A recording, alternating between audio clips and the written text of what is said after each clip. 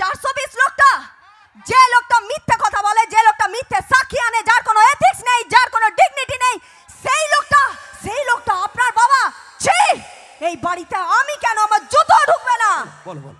গীতাদি যে সময়ে শ্বশুরমশাইকে বলেছিলেন যে আমার জুতোর চপ্পলটাও আপনার বাড়িতে ঢুকবে না, ইনি আমার স্বামী, আপনি কি উনার বাবা? আমি ওই বাড়িতে ঢুকতে চাই না, এই ডায়লগটা আমি শুনতে চাই। হ্যাঁ ম্যাডাম, আমি কিন্তু এদিকেরই লোক। আমি অডিয়েন্সের তরফে আজকে আপনাকে ছেড়ে দিলাম, আমার অডিয়েন্সকে খুশি করে দিতে হবে। Thank you.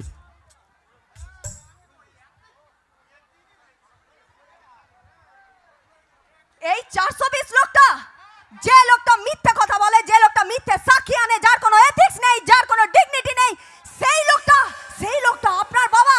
ছি, এই বাড়িতে আমি কেন, আমার জুতো ঢুকবে না।